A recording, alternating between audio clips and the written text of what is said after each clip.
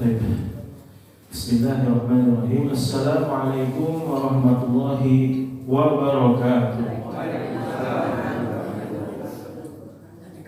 Alhamdulillah. Alladzi hadana li hadza wa ma kunna linahtadiya lawla an hadana Allah. Asyhadu an la ilaha illallah wahdahu la syarika lah wa asyhadu anna Muhammadan abduhu wa rasuluh alladzi la nabiyya wa la rasula ba'd. Allahumma shalli wa sallim wa barik ala sayyidina wa nabiyyina wa maulana Muhammadin wa ala alihi wa ashabihi wa man tabi'ahum bi ihsanin ila yaumiddin. Rabbi shrah li sadri wa yassir li amri wahlul 'uqdatam min lisani yafqahu qawli. Subhanaka la ilma lana illa ma 'allamtana innaka antal 'alimul hakim.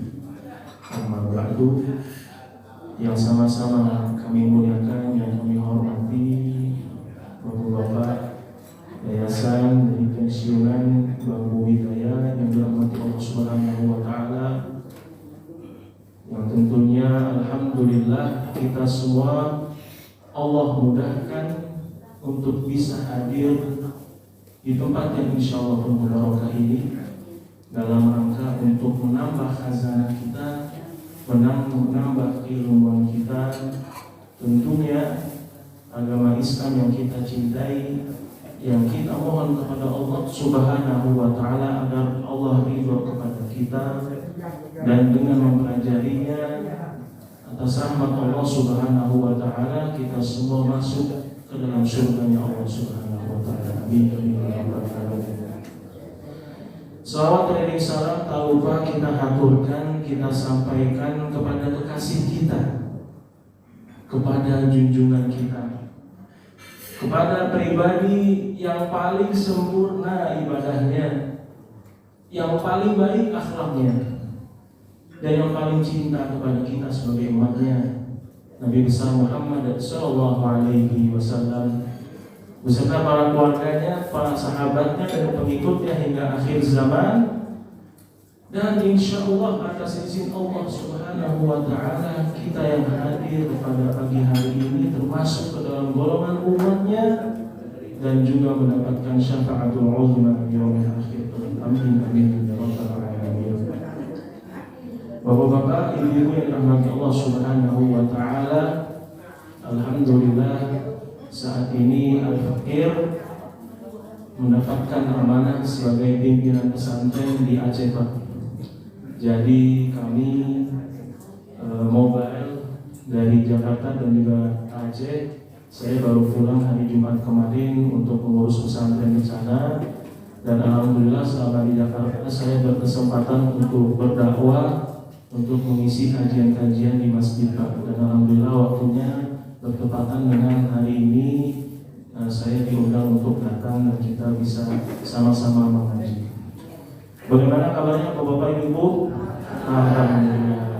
Itulah yang paling nikmat bagi kita semua, adalah nikmat sehat dan juga nikmat kesempatan. Hadis Nabi Sallallahu Alaihi Wasallam mengistimewakan kepada orang-orang yang menuntut ilmu. Jadi bapak-bapak, ibu-ibu berangkat dari rumah menuju ke tempat yang penuh barokah ini, itu luar biasa. Kenapa? Karena man kharaja, siapa yang keluar li talabil ilmi, untuk menuntut ilmu, fahuwa fi sabilillah, dia berada di jalan Allah sampai dia pulang. Nanti bapak ibu yang dirahmati Allah, kita saat ini sedang berada di jalan Allah sampai kita pulang ke rumah masing-masing. Makanya begitu istimewanya anak-anak kita atau saudara-saudara kita yang merantau untuk menuntut ilmu, selama mereka masih di sana, mereka dianggap sebagai orang yang berjihad di jalan Allah. Makanya ketika dulu belajar di Timur Tengah, Pak, di Yordania selama 7 tahun, saya berpesan kepada keluarga saya, kepada ayah ibu saya, kepada kakek saya yang tercinta, kalaulah umur saya tidak sampai kalau pulang, mudah-mudahan Allah mencatat saya sebagai orang yang berjihad di jalan Allah. Itulah keistimewaan bagi orang-orang yang menuntut ilmu. Kemudian Pak, ya, majtama'a qaumun fi baitin min buyutillah. Rasul juga menambahkan keistimewaan bagi orang-orang yang menuntut ilmu yang berada di majelis-majelis ilmu ini, ya. Majtama'a qaumun fi baitin min buyutillah yatluna kitab Allah, mempelajari dan mentadabburi kalam Allah, wa yatanarasunahu, dan juga mempelajarinya, ya, illa kecuali nazalat alaihimus sakinah, maka akan datang kepadanya ketenangan, ketentraman hati. Kita biasanya di majelis-majelis ilmu, maka hati kita akan tenang, hati kita akan damai. Wa ghasyiyatuhumur rahmah, dan akan diliputi oleh rahmat Allah Subhanahu wa taala. Kalau rahmat Allah turun, siapa saja yang berdoa, yang memohon ampunan, yang memohon keselamatan, maka Allah akan kabulkan. Ya, nazalat alaihimus sakinah, turun kepadanya ketenangan. Wa ghasyiyatuhumur rahmah, dan diliputi oleh rahmat Allah Subhanahu wa taala.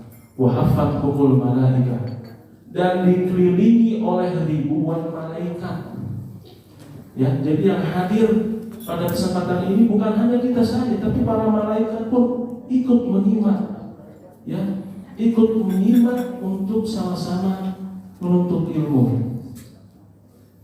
Dan yang terakhir ini adalah yang paling luar biasa, Bapak-bapak Ibu yang Allah Subhanahu wa taala, wa dzakarahumullah, dan Allah menyebut hambanya yang hadir pada majelis ilmu fima bainahum.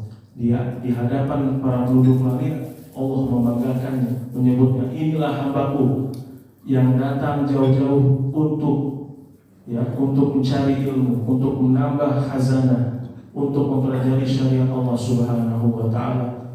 Semoga kita semua yang hadir termasuk ke dalam golongan orang-orang yang Allah banggakan di hadapan para penduduk langit. Amin amin ya rabbal alamin. Jamaah yang dirahmati Allah Subhanahu wa taala, hari ini kita akan sedikit mentadabburi daripada surat Al-Mu'minun. Ya. Sesuai dengan tema kita pada pagi hari ini, insya Allah kita akan membahas amalan-amalan apa saja yang menuntun seorang hamba untuk menjadi ahli surga. Sebelum memulai kajian kita pada pagi hari ini, izinkan saya untuk membacakan surat Al-Mu'minun dari ayat 1 sampai ke ayat yang ke-11. Mungkin bapak-bapak kalau membawa handphone atau bawa Quran silakan sambil kita menyimaknya, karena orang yang mendengarkan bacaan Al-Quran itu pahalanya sama dengan orang yang membaca. Saya baca menggunakan nagom ros yang sering dipakai oleh mungkin Imam Sudais dan sebagainya. A'udzu billahi minasy syaithanir rajim. Bismillahirrahmanirrahim. Qad aflahal mu'minun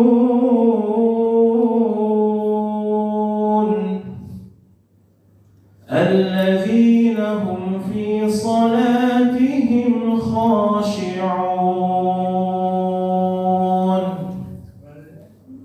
walladzina hum 'anil laghwi mu'ridun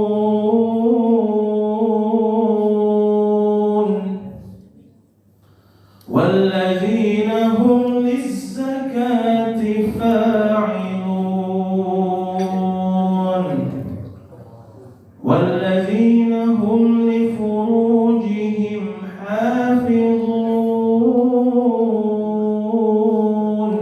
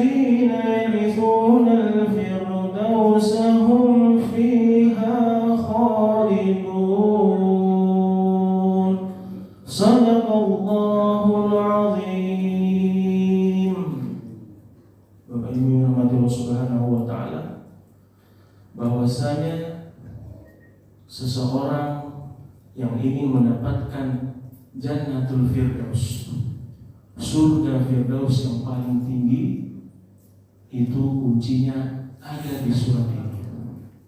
Mari kita simak sama-sama Bapak Ibu yang dirahmati Allah Subhanahu wa taala, agar kita semua dapat mengamalkannya, dan Allah menjanjikan bagi siapa saja yang mengamalkan ayat ini, yaitu adalah balasannya surga Firdaus, surga yang paling tinggi, dan dia kekal di dalamnya. Yang pertama adalah qad aflahal mu'minun. Qad di sini adalah harfut taukid. Sungguh, ya, beruntunglah orang-orang yang beriman.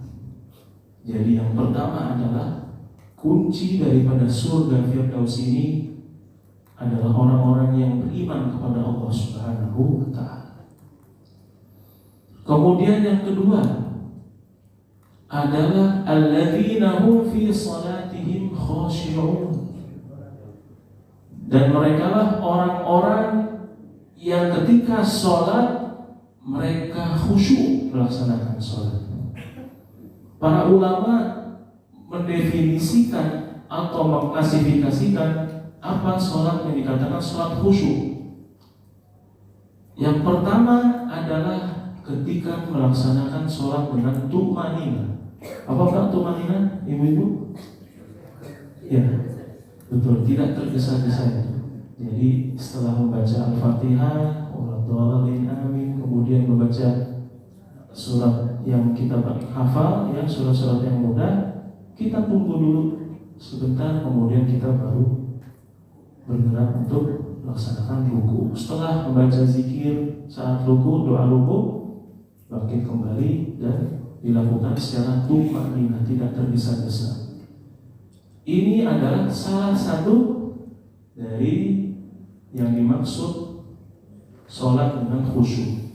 Yang kedua, para ulama menjabarkan, yaitu adalah ketika seseorang sholat dan juga memahami setiap bacaan yang dibaca. Ya, ketika baca surat Al-Fatihah kan, segala puji maha suci bagi Allah Tuhan semesta alam, Maliki yaumil alhamdulillahirabbil alamin arrahmanir rahim, yang maha pengasih lagi maha penyayang, dan seterusnya. Subhana rabbil a'la wa bihamdi, maha suci-Mu ya Allah yang maha tinggi dan juga atas segala. Subhana rabbil a'la wa bihamdi, dengan segala pujian baginya. Kita pahami, kita tadabburi, kita nikmati sholat kita, agar sholat kita menjadi sholat yang berkualitas. Inna sholata tanha 'anil fahsya'i wal munkar. Sesungguhnya dengan mengerjakan sholat akan menahan diri kita, akan menjauhkan kita dari perbuatan keji dan mungkar.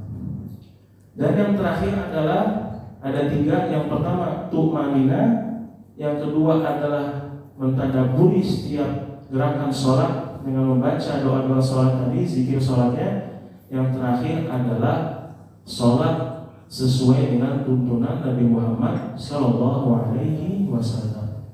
Adapun gerakan-gerakan yang diajarkan itu tentu berbeda sesuai daripada mazhab yang berlaku di negara Kristen. Jamaah yang dirahmati Allah Subhanahu Wa Taala, tadi yang pertama apa, Ibu? Orang yang beriman. Yang kedua adalah yang khusyuk. Yang ketiga walladzina hum 'anil lagwi mu'ridun. Dan mereka yang meninggalkan dari perkataan yang sia-sia. Jadi salah satu ciri-ciri ataupun kriteria orang yang mendapatkan surga Firdaus adalah mereka yang meninggalkan perkataan yang sia-sia. Yang keluar dari mulutnya adalah kalimah thayyibah, kata-kata yang baik, kata-kata yang santun, kata-kata yang lembut. Bukanlah kata-kata yang mohon maaf dapat menyakiti hati orang lain, atau kata-kata yang kurang enak didengar. Insyaallah ta'ala kita selesai mengikuti kajian ini, akhlak kita semakin baik, kata-kata kita semakin yang tentunya diridhoi oleh Allah Subhanahu wa ta'ala. Berarti apa? yang ketiga Bapak Ibu yang dirahmati Allah, meninggalkan perbuatan yang sia-sia atau perkataan yang sia-sia. Selanjutnya yang keempat, walladzina hum lizzakati fa'ilun, dan orang-orang yang menunaikan zakat. Menurut para ahli tafsir, zakat yang dimaksud di sini adalah zakat mal, ya, zakat penghasilan yang ketika sudah mencapai nisabnya, sudah mencapai kewajibannya, sudah lewat 1 tahun, maka wajib baginya mengeluarkan zakat. Dan orang-orang ini adalah mereka yang perhatian, yang tentunya ingat untuk mengeluarkan zakatnya. Jadi dihitung. Ternyata setelah saya periksa, setelah saya hitung, Allah berikan rezeki kepada saya dan saya sudah wajib zakat. Kemudian saya keluarkan sesuai ketentuan yang berlaku adalah 2,5%. Jadi ciri yang keempat, orang-orang yang mendapatkan surga Firdaus adalah mereka yang mengeluarkan zakat mal. Dan yang selanjutnya adalah walladzina hum li furujihim hafizun, dan orang-orang yang menjaga kemaluannya, ya, yang menjaga auratnya, yang menjaga kemaluannya dari hal-hal yang dilarang oleh Allah Subhanahu wa taala. Illa ala azwajihim aw ma malakat aymanuhum fa innahum ghairu malumin. Kecuali pada siapa? Kecuali pada istri mereka dan juga hamba sahaya yang mereka miliki, maka itu bukanlah hal yang tercela. Ya, faman ibtagha wara'a dzalik, dan ayat yang selanjutnya pada ayat ke-7, dan barang siapa yang melakukan hal itu sesungguhnya dia telah melampaui batas. Jadi yang kelima tadi apa Pak? Menjaga kemaluan, menjaga kehormatan.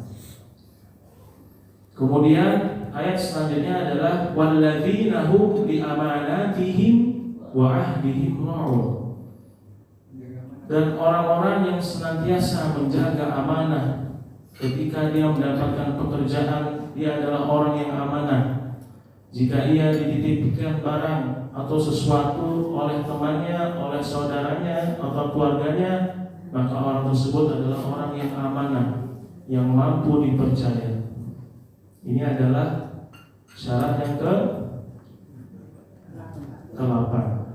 Walladzina hum 'ala shalawatihim, syarat yang ke-5 ya. 5 memang ada 7. Ya. Walladzina hum 'ala shalawatihim yuhafizun, dan selanjutnya adalah mereka orang-orang yang senantiasa menjaga sholat 5 waktu. Subuh, zuhur, asar, maghrib, isya. Mereka senantiasa menjaganya, dan yang lebih baik lagi berusaha untuk sholat di awal waktu. Mereka lah termasuk ciri-ciri daripada orang yang masuk ke dalam surga Firdaus. Mari kita perhatikan sholat kita, Bapak Ibu yang dirahmati Allah Subhanahu wa taala. Ketika ada kesempatan, ketika kita jalan, ya, ada masjid, maka sudah selayaknya kita berhenti terlebih dahulu untuk sholat di awal waktu. Alhamdulillah, saya banyak mengambil hikmah dari kakek kami tercinta. Beliau senantiasa mengingatkan cucunya untuk sholat di awal waktu. Bahkan setelah azan, beliau bergegas untuk mengambil air wudhu dan mengajak kita, ayo kita sholat terlebih dahulu, kemudian kita lanjutkan aktivitas kita. Tentunya mungkin bagi kami yang laki-laki, kami mencari masjid terdekat untuk sholat terlebih dahulu, kemudian kita lanjutkan aktivitas kita. Walladzina hum 'ala shalawatihim yuhafizun, dan mereka yang senantiasa menjaga sholat 5 waktu. Ada 2 sholat yang tentunya ini peringatan dari Allah Subhanahu wa taala, dan mudah-mudahan tidak terjadi dalam diri kita, Pak. Ya. Tanda-tanda dari orang yang memiliki sifat munafik adalah ketika mereka berat menjalankan sholat subuh dan isya. Ya, sholat subuh mohon maaf selalu kesiangan. Sholat isya nanti saja, panjang waktunya. Nanti akhirnya ketiduran dan kelewatan. Inilah salah satu ciri daripada sifat kemunafikan yang harus kita hindari. Ketika ada rasa seperti itu, kita perbanyak istighfar dan harus kita paksa. Ibadah yang Allah syariatkan kepada kita memang itu harus dilakukan dengan pembiasaan dan paksaan. Makanya ketika anak kecil diajarkan oleh orang tuanya, maka lakukan saja. Pak, kenapa kita harus sholat? Pak, kenapa kita harus ini? Lakukan dulu. Nanti seiring berjalannya waktu mereka akan paham. Jadi harus dipaksa dan juga harus dibiasakan. Maka itu akan menjadi habit kita, nanti kebiasaan kita. Dan syarat selanjutnya pada ayat yang sudah tadi sampai ayat ke-9, ulaika humul warithun. Dan mereka itulah ketika mengerjakan tadi yang menjaga kemaluan, kemudian yang sholatnya khusyuk dan menunaikan zakat, ulaika humul warithun. Mereka itulah orang-orang yang mewarisi. Alladzina yarithuna al-firdaus. Mereka itulah orang-orang yang mewarisi surga Firdaus dan mereka akan kekal di dalamnya. Ya Allah, semoga ya kita dimudahkan untuk bisa melakukan amal ini, sehingga dengan sebab ini Allah memasukkan kita ke dalam surga Firdaus. Amin ya rabbal alamin. Jamaah yang dirahmati Allah Subhanahu wa taala, perjalanan hidup kita masih panjang, Pak. Kurang lebih ketika dunia ini diciptakan dan manusia pertama kali yang hidup di dunia ini itu adalah nenek moyang kita Nabi Adam alaihissalam, ya, sampai kita sekarang, di mana kita dilahirkan dari alam ruh menuju alam dunia, ya, kemudian alam barzakh sampai nanti pada hari Yaumul Mizan, hari di mana amalan kita dihisab dan ditimbang dan nasib kita ditentukan apakah kita masuk surga atau neraka. Saya sedikit menceritakan bahwa beruntunglah bagi orang-orang beriman, bapak-bapak, ibu-ibu yang rahmati Allah Subhanahu wa taala, ya. Karena apa? Karena ketika meninggal atau ketika wafat mereka akan mendapatkan kenikmatan. Saya ceritakan sedikit perjalanan ketika seseorang sakaratul maut sampai mereka menunggu datangnya yaumul akhir. Orang yang beriman ketika datang ajalnya maka datang 3 malaikat. Bapak Ibu yang Allah Subhanahu wa taala, datang 3 malaikat, yang satu duduk di sebelah kiri, yang satu duduk di sebelah kanan, dan malaikat maut inilah yang bertugas untuk mencabut nyawa orang beriman tersebut. Karena dengan amalannya di dunia, dia adalah orang yang dermawan, yang baik, yang senantiasa mengerjakan amal ibadahnya, baik yang wajib maupun yang sunnah, ya, ditariklah nyawanya tadi, ya, ruhnya tadi ditarik. Bahkan menurut ulama, karena kenikmatan itu seakan-akan ditarik atau lepas dari jasadnya seperti air yang keluar dari kendi, karena dia mudah, ya, dimudahkan karena dia adalah orang yang beriman. Keluarlah ruh tadi, ya. Makanya kalau kita lihat Bapak Ibu yang rahmati Allah Subhanahu wa taala, ketika orang meninggal, ya, matanya terbuka, ya, melihat ke atas. Apa yang dilihat, Pak? Itu bukan mata tempat kosong, melainkan malaikat berbondong-bondong dari surga datang kepadanya.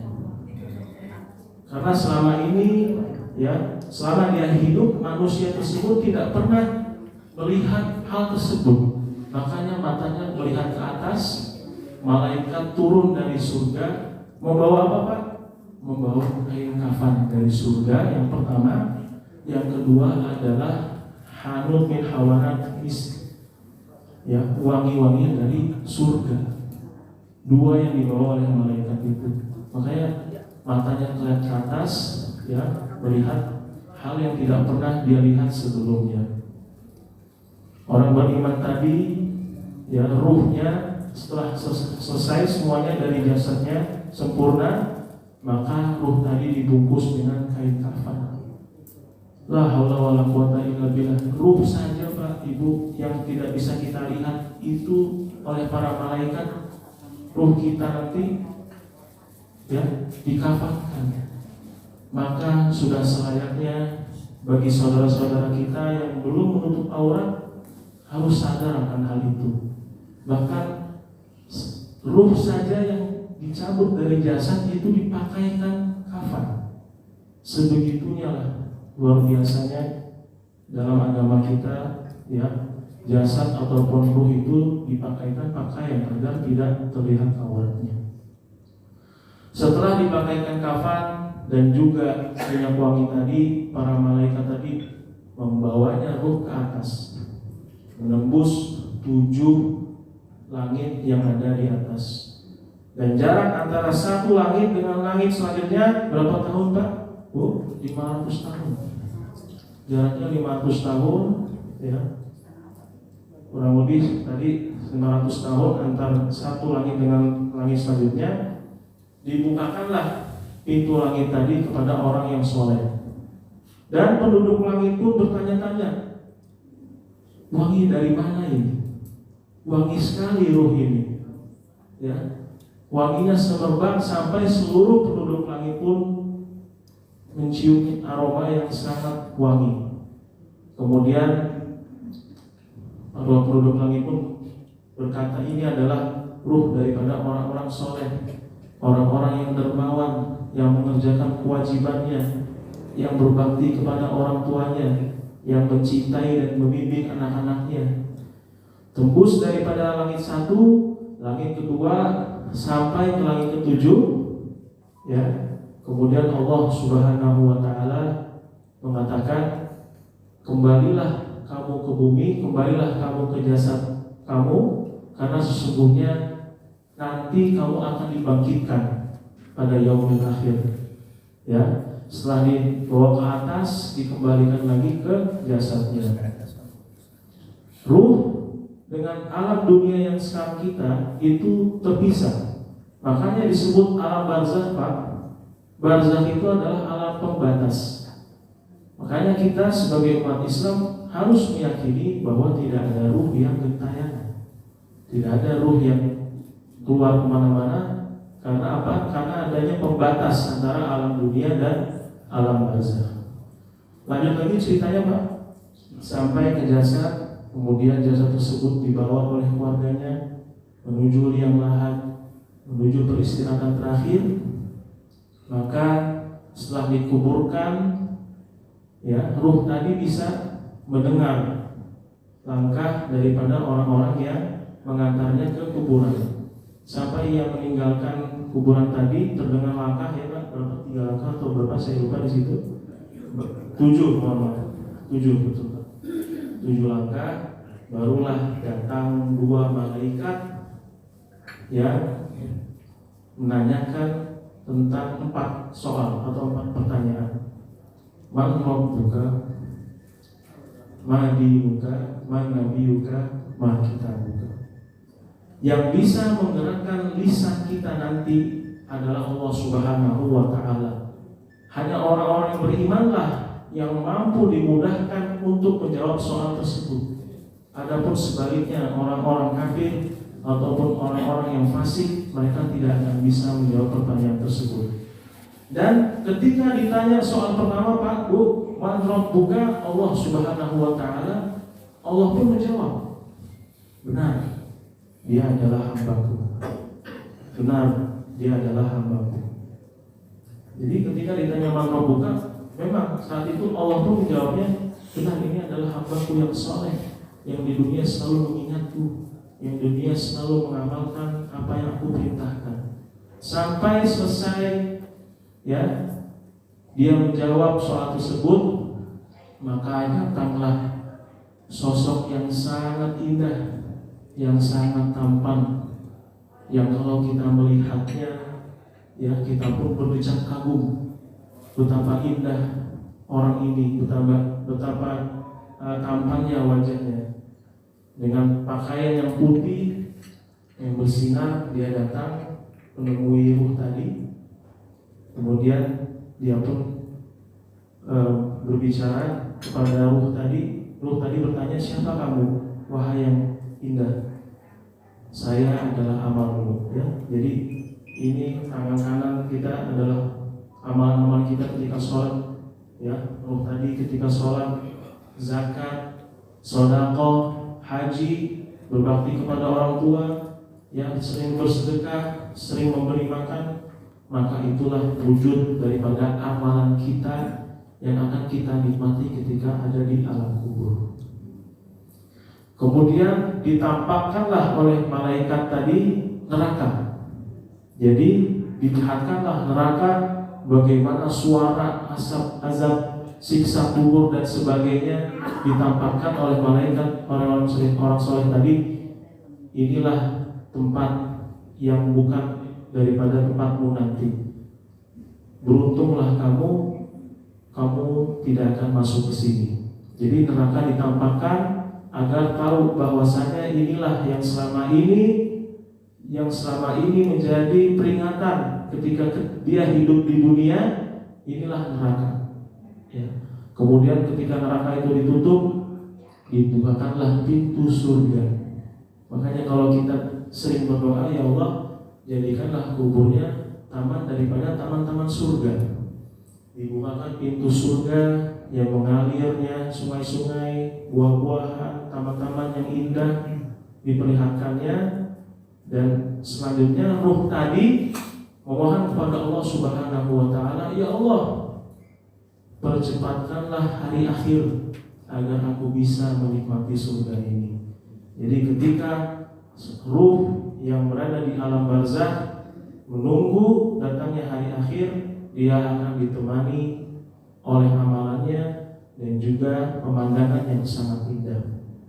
Adapun sebagai hikmah buat kita, berbeda kondisinya dengan orang kafir, orang fasik, orang-orang yang tidak bertaubat kepada Allah Subhanahu wa Ta'ala. Ketika sakaratul maut tiba, datang 3 malaikat tadi, ya. Kemudian ketika malaikat maut mencabut nyawanya, itu seakan-akan, ya, seperti bulu domba yang ditarik, ya. Jadi ditarik seperti ini dengan sangat kasar sampai ruhnya terpisah dari jasadnya. Kemudian datang malaikat yang membawa kafan dari neraka. Ketika diangkat ke atas, para penduduk langit pun merasa jijik dan merasa tidak suka. Bau apa ini yang sangat busuk? Ya, kok bisa sebusuk ini? Baunya sampai tercium. Ya, ketika diangkat ke langit, kemudian dikembalikan ke jasadnya dan setelah dikuburkan, dikafankan, kembali lagi datang 2 malaikat yang menanyakan tugasnya 4 soal tadi. Man rabbuka, ma dinuka, man nabiyuka, ma kitabuka. Dan ruh tadi tidak bisa menjawab. Kemudian datanglah sosok yang sangat buruk, yang baunya sangat menyengat, yang sangat tidak enak dipandang, datang kepadanya, inilah perbuatan keburukanmu ketika kamu hidup di dunia. Dan ditampakkanlah surga dulu, Pak. Ditampakkan surga, inilah kalau kamu, ya, mentaati apa yang Allah perintahkan dan menjauhi apa yang Allah larang, inilah balasanmu. Tetapi waktu sudah terlambat, tidak ada kata lagi kesempatan yang lain.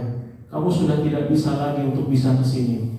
Setelah ditampakkannya surga, kemudian ditutup kembali, maka ditampakkanlah azab yang ada di neraka. Ya, di mana gemuruh dan juga teriakan dan juga siksaan yang dia lihat sampai nanti hari kiamat. Bukan sampai situ aja.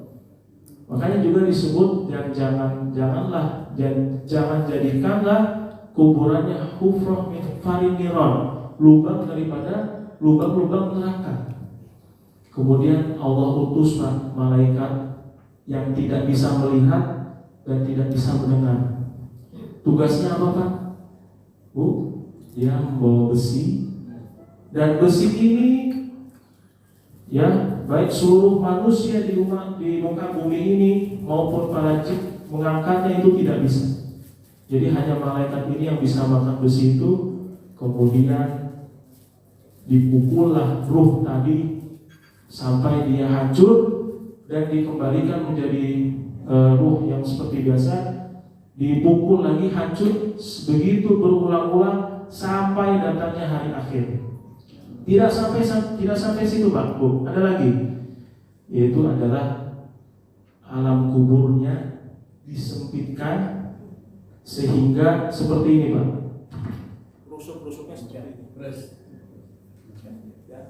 Dari arah digencet, kejepit. Kalau menurut ulama ada yang mengatakan dipukul dan digencet secara bersamaan, ada yang berbeda. Ketika badannya remuk habis, dikembalikan lagi, diremukin lagi. Ya, itu adalah salah satu riwayat yang disebut juga azab kubur. Diulang-ulang, ya, dipukul, digencet. Ya, makanya salah satu doanya kita adalah, ya Allah, luaskanlah kuburnya, luaskanlah alam kuburnya. Ya baik, Allah Subhanahu wa Ta'ala. Kemudian ada pertanyaan, Ustaz, apakah orang yang meninggal bisa berjumpa dengan saudaranya yang telah meninggal sebelumnya? Maka jawabannya adalah iya. Orang yang meninggal, saudara kita atau ayah ibu kita, ya, itu mereka akan bertemu di alam barzakh sambil bertanya. Ini saya merinding, ya. Jadi ketika ada anggota keluarga kita yang baru saja meninggal, maka atas nikmat dari Allah Subhanahu wa Ta'ala, dan ini khusus bagi siapa, Pak Bu? Hanya bagi yang diberikan kenikmatan untuk bisa bertemu. Adapun orang-orang yang fasik, orang-orang tadi yang diazab seperti yang saya sampaikan, itu tidak bisa. Maka dia akan sendiri sampai hari kiamat disiksa oleh malaikat tadi. Kemudian ketika orang yang baru saja meninggal dan dia adalah orang yang saleh dan salihah, dia bisa bertemu dengan ininya, orang tuanya, kakeknya. Mereka bertanya sambil bertemu, wahai anakku, bagaimana kabar cucuku di dunia? Bagaimana kabar fulan? Apakah dia sudah menikah? Apakah dia seperti ini? Itu akan berinteraksi di sana, Pak. Kenapa? Karena alam ruh dan juga alam dunia terpisah. Mereka hanya bisa menerima manfaat dari orang-orang yang hidup di dunia. Ya, jadi kita tidak perlu khawatir kalau kita yakin kepada Allah Subhanahu wa Ta'ala. Ya, kita meyakini bahwa apa yang kita kerjakan, ya, sesuai perintah Allah, dan kita jauhi larangan karena Allah, maka di alam kubur nanti tidak ada kesepian. Kita akan ditemani keluarga kita sampai nanti datangnya hari kiamat. Ma'asyiral muslimin yang dirahmati Allah Subhanahu wa Ta'ala. Adapun selain daripada ayat yang saya sampaikan tadi, ada hadis Nabi Shallallahu Alaihi Wasallam yang perlu kita terapkan juga, dan ini amalnya sangat ringan.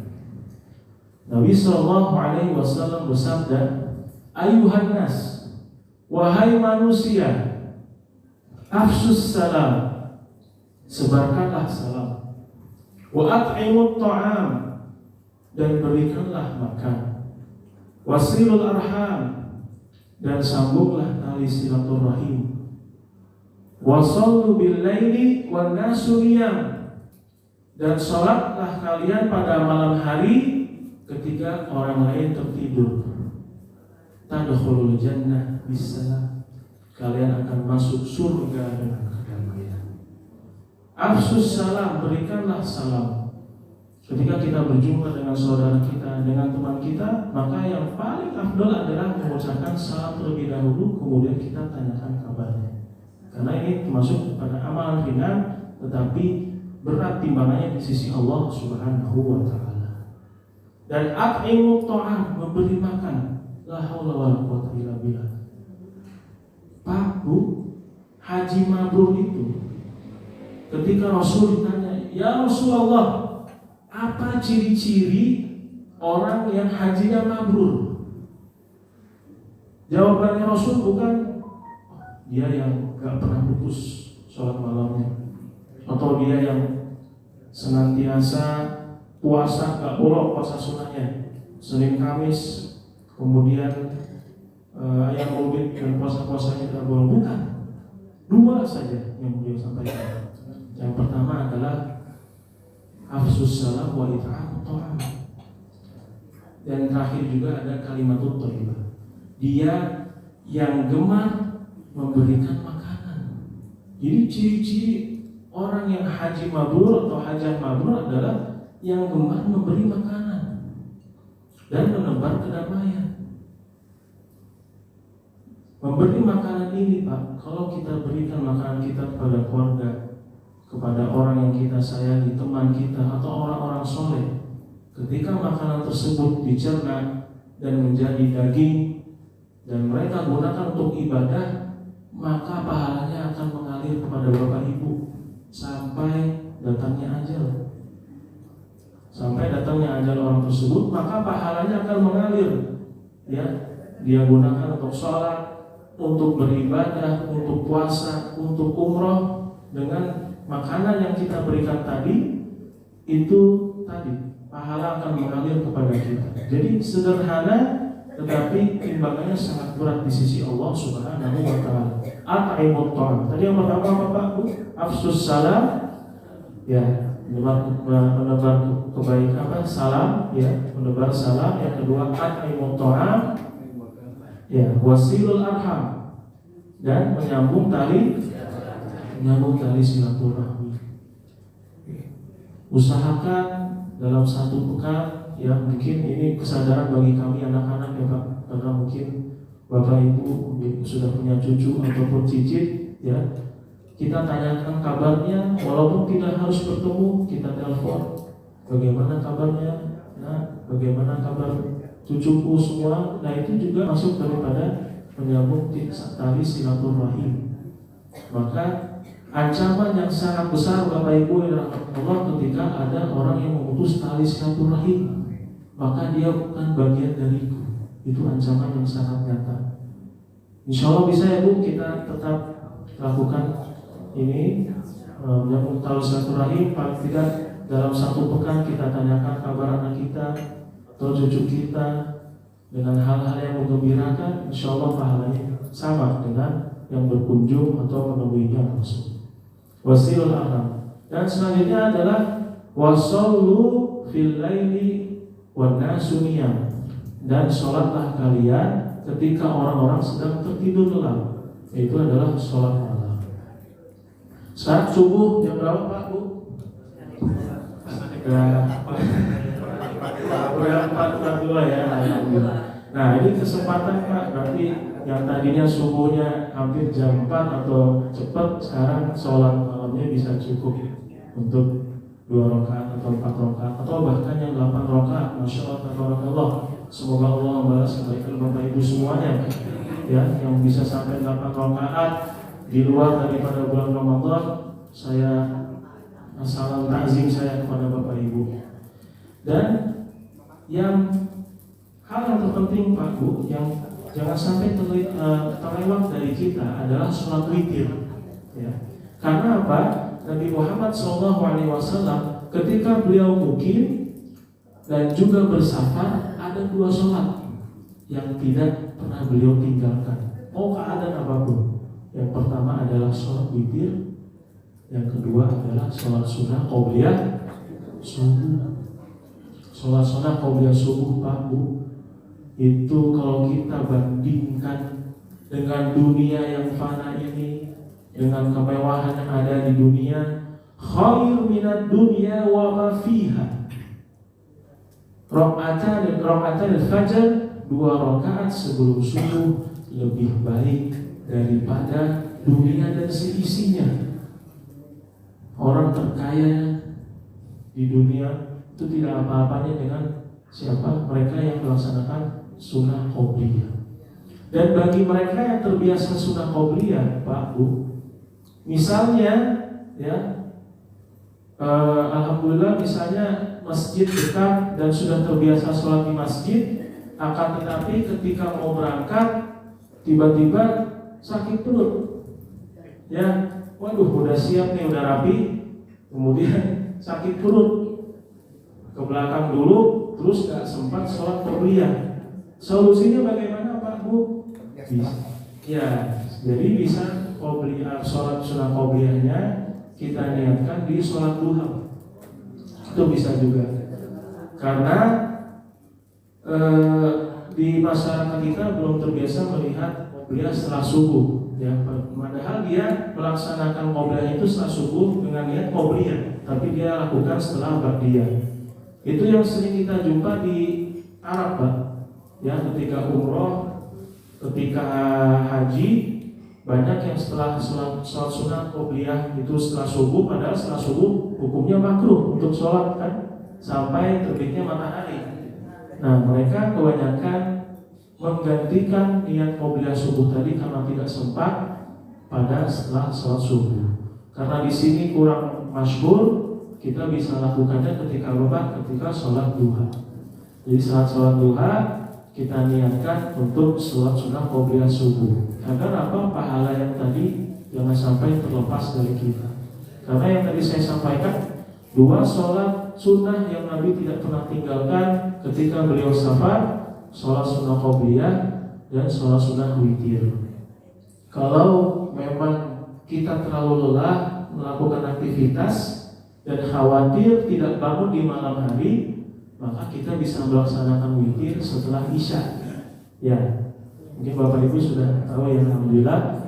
Kalau khawatir, sepertinya saya terlalu lelah nih, atau kecapean, khawatir nanti pas bangun sudah subuh, sudah azan, ya sudah, saya sholat witir dulu. Nanti kalau seandainya alhamdulillah terbangun, tinggal melaksanakan sholat qiyamul lailnya saja. Afsus salam wa at'imut ta'am wasilul arham wasallu fil laili wan nasu niyam tadkhulul jannah bisalam. Masuk ke dalam surga Allah Subhanahu wa taala dengan kedamaian. Alhamdulillah wa syukurillah Pak Bu, atas izin Allah Subhanahu wa taala saya mendapatkan panggilan haji di umur 25 tahun. Jadi ketika kami kuliah, kami mencoba untuk mengajukan tes di Kemenak sebagai petugas haji. Pertamanya saya gagal karena nilai saya kurang. Alhamdulillah di tahun selanjutnya saya berhasil.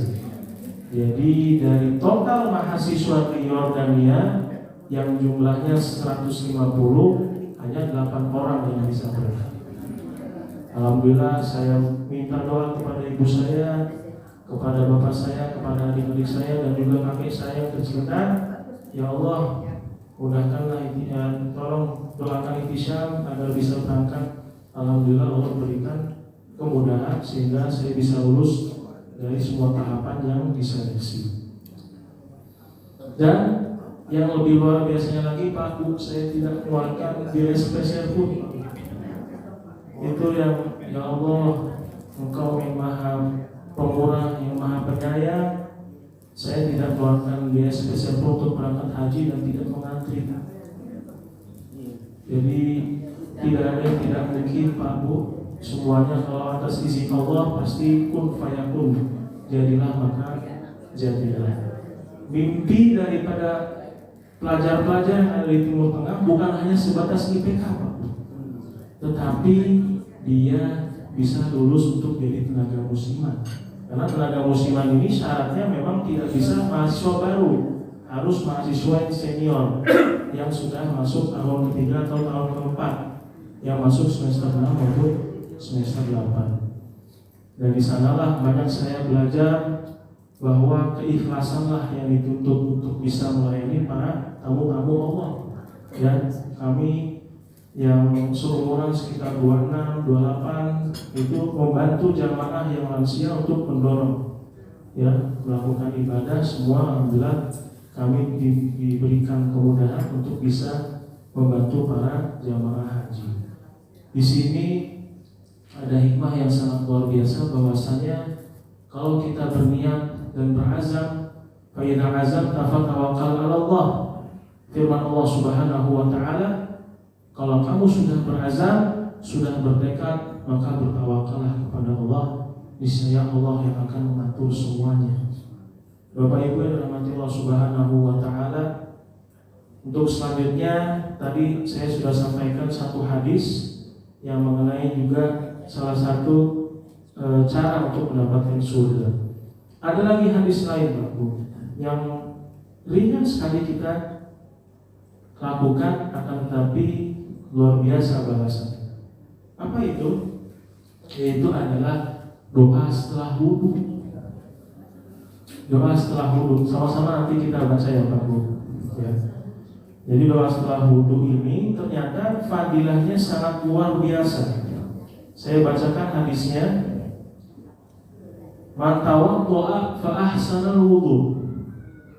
Barang siapa yang berwudu dan juga memperbagus wudunya, kemudian mengucapkan apa? Asyhadu an la ilaha illallah wa asyhadu anna Muhammadar Rasulullah. Allahumma ij'alni minat tawwabina waj'alni minal mutatahhirina waj'alni min ibadikas shalihin.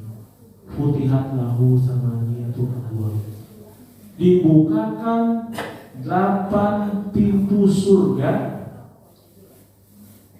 yadkhulu minha ayyasha.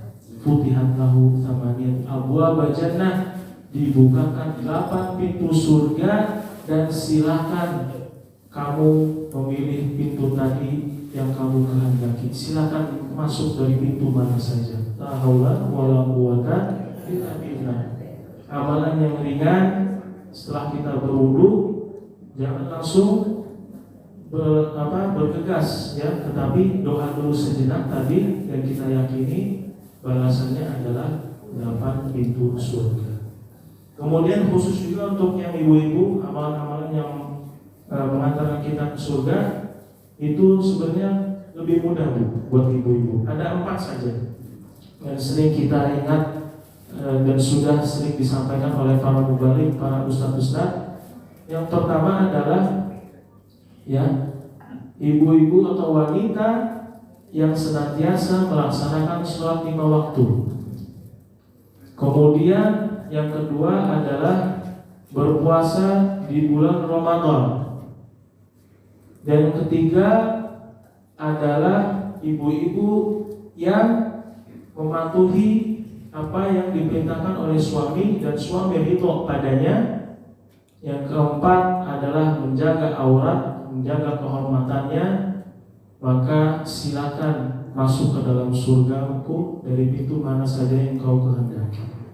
Ya, berbeda dengan bapak-bapak atau laki-laki, kita harus berjuang tentunya untuk mendapatkan surga. Tetapi Allah memberikan keistimewaan kepada wanita bahwa 4 ini saja, sholat wajib, puasa Ramadan, menjaga aurat, dan yang terakhir adalah menghormati dan mematuhi apa yang diperintahkan oleh suami dan suami itu padanya, masuk ke dalam surganya Allah dari pintu mana saja yang Dia kehendaki. Masyaallah muslimin yang dirahmati Allah Subhanahu wa taala. Insyaallah sampai pukul berapa Pak kita pengajian? Sampai setengah 12. Tanya jawab ya. Dan yang terakhir adalah pesan saya Pak Bu, ini ada lagi hadis yang sangat luar biasa yang perlu kita tadaburi, yang perlu kita amalkan, yaitu adalah akhlakul karimah. Apa artinya akhlakul karimah, Pak Bu? Akhlak yang baik, akhlak yang terpuji.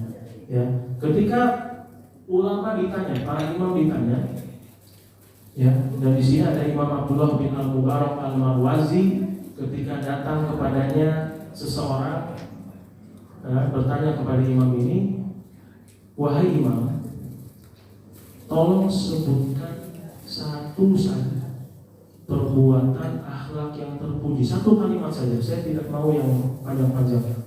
Kemudian imam tersebut menjawab, yaitu adalah menahan amarah. Ya.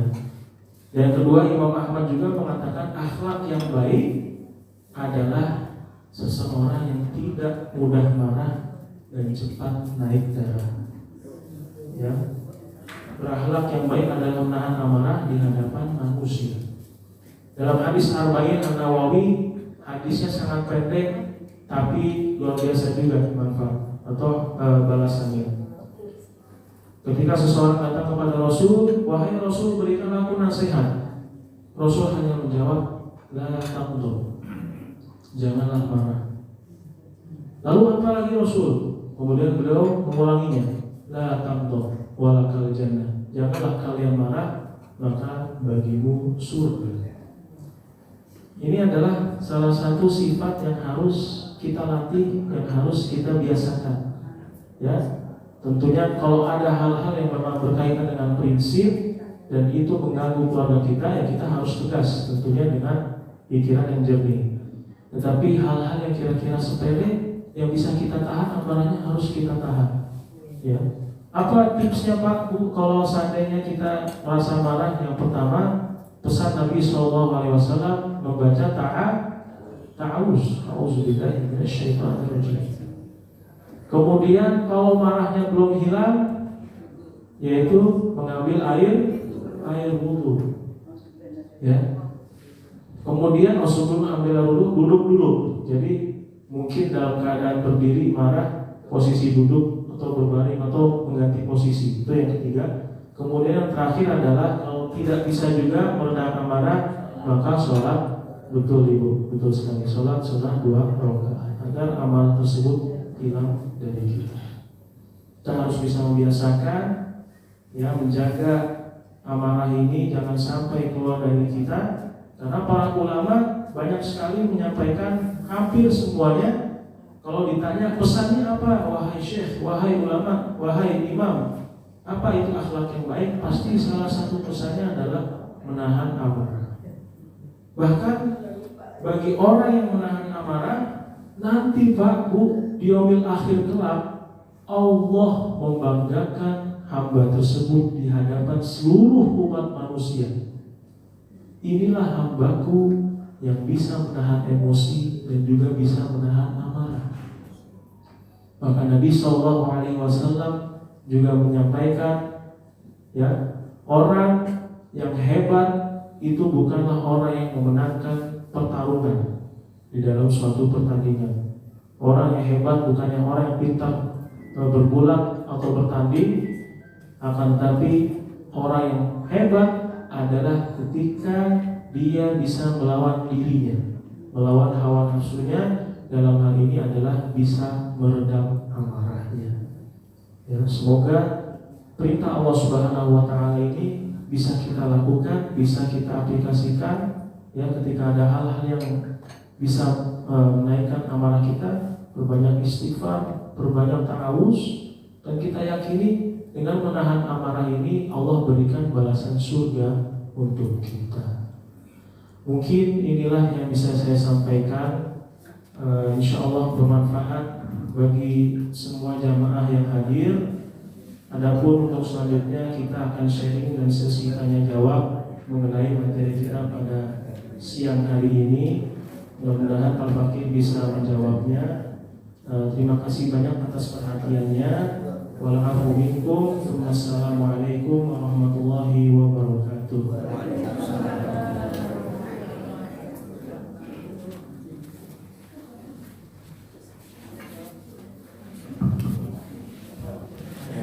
Bapak sekalian, tidak tahu saya sekarang apa yang disampaikan.